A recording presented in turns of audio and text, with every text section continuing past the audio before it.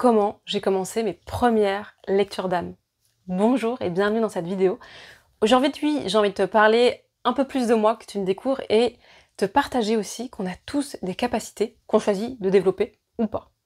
Donc, comment j'ai commencé mes premières lectures d'âme? Comment ça m'est venu? Pourquoi j'ai fait ça? Alors, je remonte un peu le temps, et c'était en 2015-2016, avec un ami que on rencontre des fois quand on va rencontrer d'autres personnes.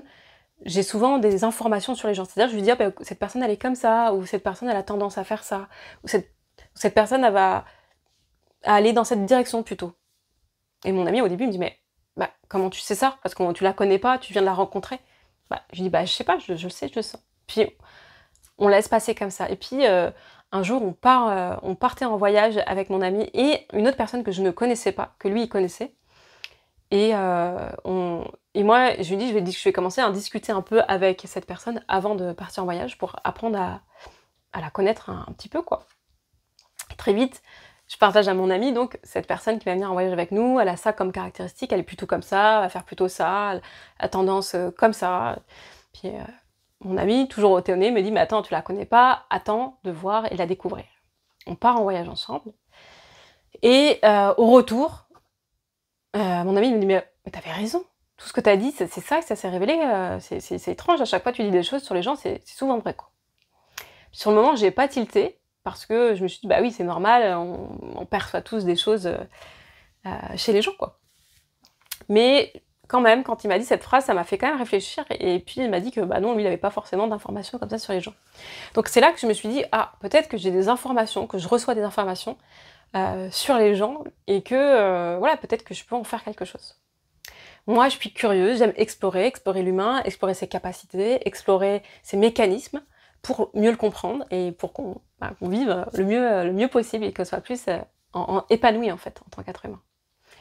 Et je sais que quand j'étais plus jeune, adolescente, souvent quand j'étais dans des réunions de famille, dans des endroits où il y avait du monde, je sentais surchargée d'informations. J'avais l'impression d'avoir plein d'informations, je me sentais souvent pas très bien, j'avais besoin rapidement de m'éloigner du groupe, de m'isoler, de pas rester.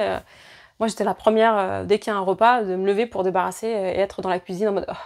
Je sais pas si vous faites ça vous aussi.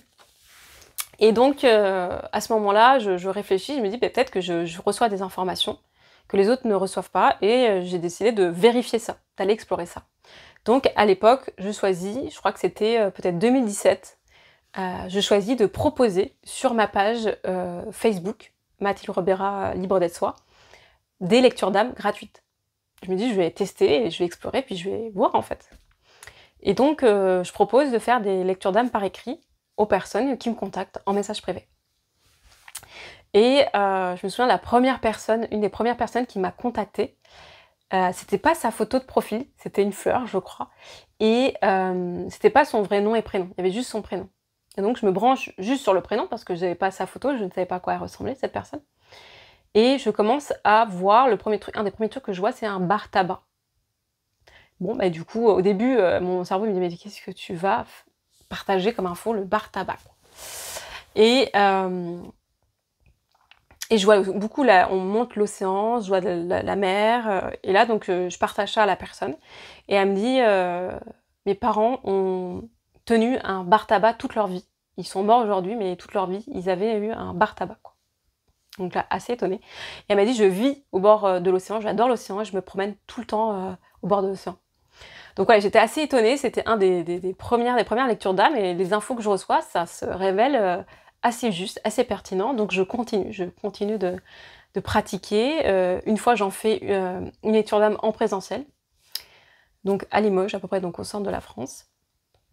Et à ce moment-là, donc je me branche sur la personne et je lui dis, je vois beaucoup de fumée, je vois de la fumée, comme si c'était un univers où c'était un peu opaque, et avec de la fumée, c'est un peu bizarre, c'est ça qu'on me montre.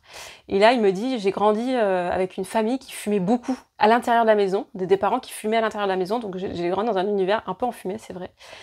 Je reçois comme information le Nord, c'est le Nord, il me dit, j'ai grandi dans le nord de la France, donc là on était à Limoges, donc vraiment au nord, nord-nord. Ensuite, j'ai une date qui vient, qui me vient, et là il me dit c'est ma date de fiançailles. Puis ensuite, j'ai un prénom qui arrive. Et là il me dit c'est le prénom de mon cousin qui s'est suicidé il y a 2 ans. Autant vous dire que à ce moment-là, j'ai eu des frissons, je me dis ah ouais quand même. Et donc voilà, donc j'ai eu des infos comme ça. Et puis j'ai continué, du coup, à force de se pratiquer, j'ai décidé de proposer vraiment des lectures d'âme officiellement avec un prix. Et puis donc je faisais ça sur photo. Genre m'envoyait une photo d'eux, et puis je déroulais un peu en me branchant sur eux, les infos que je recevais déjà naturellement quand je me connectais à eux. Puis ensuite j'allais voir un peu les qualités, là où les talents, j'allais voir les blocages qui étaient présents, puis des fois il peut y avoir justement un être qui se présentait, qui était des fois un parent, un grand-parent qui était décédé. Et puis j'avais reçu un message de l'instant, une sorte de guidance qui me parvenait.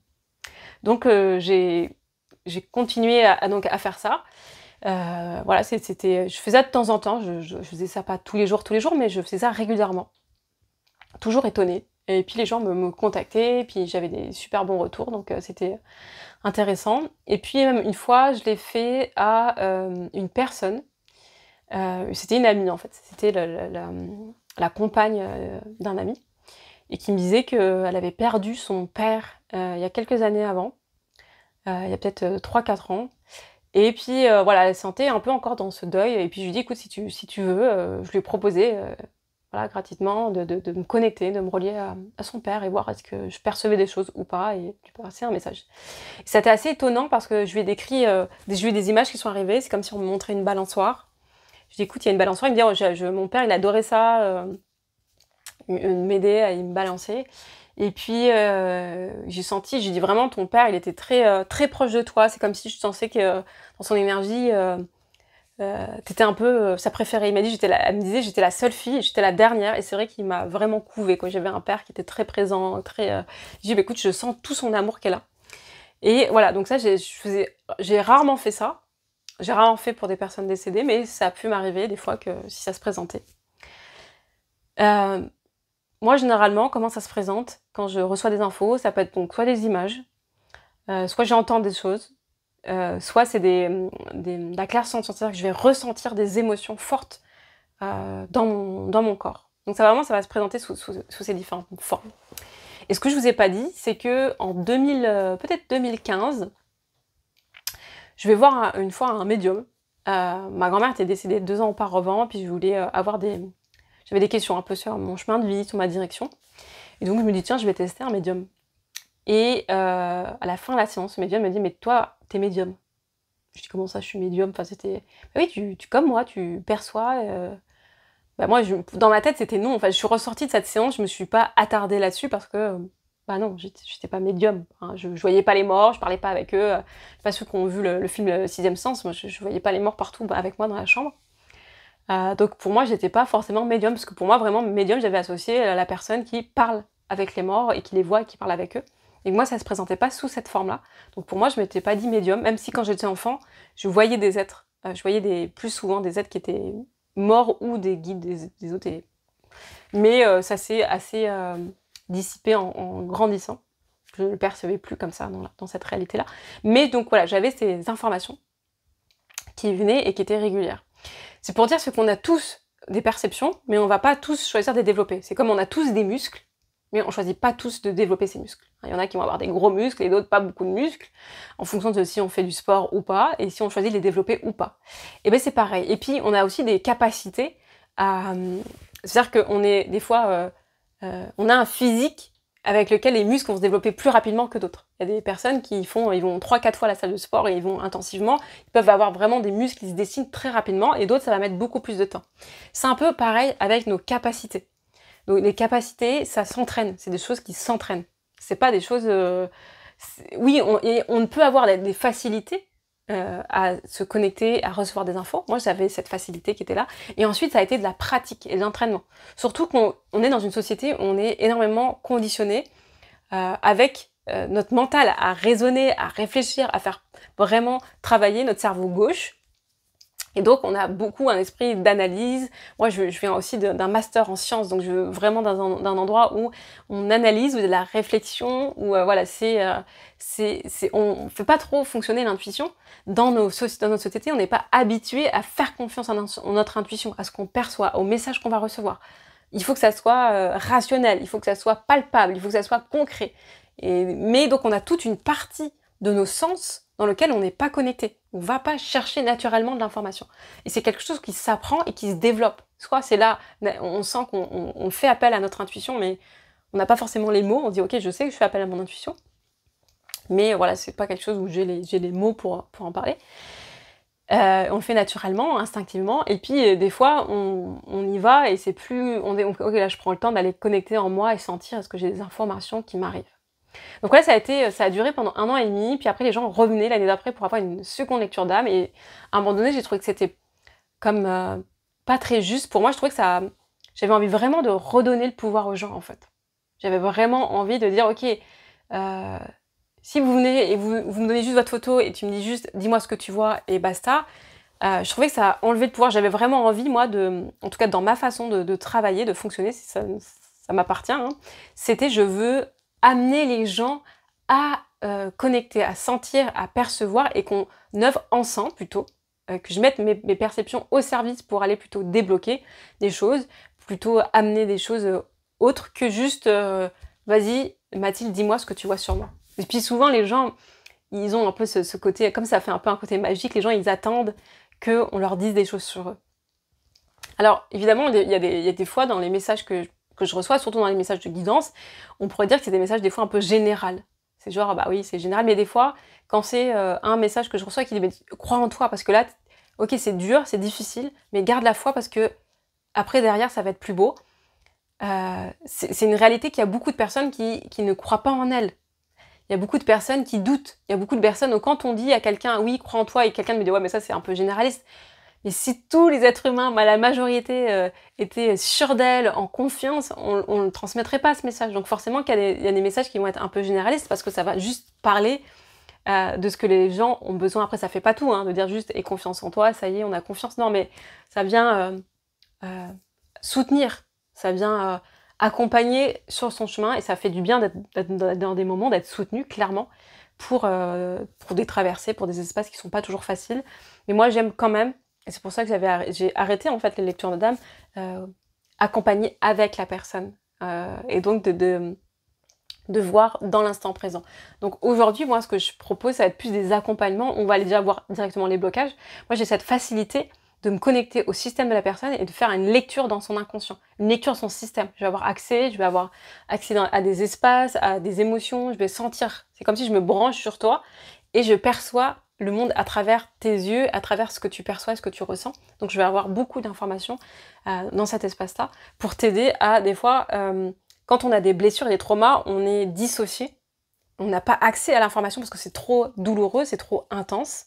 Et donc moi, ce qui me permet d'aller connecter avec cette conscience-là, hein, c'est comme si je prends du recul et je suis moins impactée intensément parce que déjà, hein, c'est pas mon histoire directement de vie. Et du coup, je peux me brancher sur la personne pour recevoir les informations. J'ai beaucoup fait ensuite, j'ai développé, je vous mettrai la vidéo à la fin là, une vidéo où je parle de mon parcours, de comment j'ai proposé aussi des voyages soins multidimensionnels et comment ça arrivait à moi. Pour moi, c'est toujours des espaces où on vient développer ses capacités. Donc après, j'ai beaucoup développé, après les lectures d'âme, les voyages soins multidimensionnels, où là, on va aller, donc là, c'est en plusieurs, on va naviguer. Donc moi, c'est vraiment une invitation à j'ouvre un espace, et dans cet espace, on va chercher soi-même de l'information. Soit on sait se guider, soit on va chercher de l'information. Forcément, il y en a qui vont avoir plus accès. Ceux qui arrivent bien à visualiser, ils vont avoir des fois plus accès. Ça va être plus facile pour eux que ceux qui ne visualisent pas ou qui des fois restent un peu bloqués dans leur mental parce que ça peut faire peur. Moi, j'ai rencontré pas mal de personnes qui voulaient développer leurs capacités, mais qui avaient peur. Peur de ce qu'ils allaient découvrir dans le monde subtil, de ce qu'ils allaient voir, ce qu'ils allaient ressentir, de ce qu'ils allaient découvrir de leur propre histoire aussi. Donc il y a tout ça qui peut faire peur et qui peut bloquer nos réceptions, nos capacités à aller chercher l'information, à aller se connecter. Je travaille aussi beaucoup depuis 2 ans avec les tribus origines, donc c'est vraiment se connecter à l'essence même, à la sagesse des peuples premiers, avec une dimension vraiment de cette sagesse, du recul sur le monde. C'est comme si c'était notre propre sagesse intérieure à la fois. Et en même temps, c'est relié à la nature, donc on est vraiment relié à l'instant présent, au cycle de la nature, à tout ce qui est là et qui nous accompagne en fait. Et moi, je travaille vraiment encore de temps en temps, là j'en ai lancé un au mois de juin, et puis aussi des guidances personnalisées avec la tribu Régine. J'aime vraiment beaucoup ces espaces-là parce que on a aussi, je demande beaucoup, avoir des outils concrets pour que les personnes puissent appliquer. Ok, et on voit les blocages qu'il y a, et il y a des exercices ou des outils, soit de visualisation, soit des choses concrètes à faire dans son quotidien pour aller débloquer. Parce que oui, c'est bien d'avoir de l'information, mais en même temps, qu'est-ce qu'on en fait? Des fois, l'information suffit à ouvrir des pans de notre conscience, à aller ouvrir un peu la boîte de Pandore et des fois aller libérer des traumas, des choses qui étaient des silences, des non-dits. Des fois, dans les familles, il y a des non-dits qui ont besoin d'être exprimés pour être libérés, pour... Ok, il y a quelque chose qui s'apaise parce que c'est plus un truc en fond qui est pas...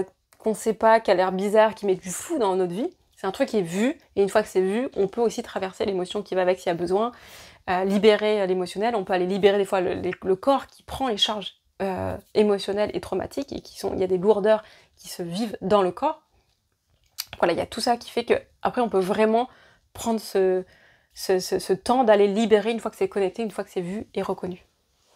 Et donc moi, c'est vraiment plus maintenant dans les séances one-one de déblocage que je me branche sur la personne pour aller...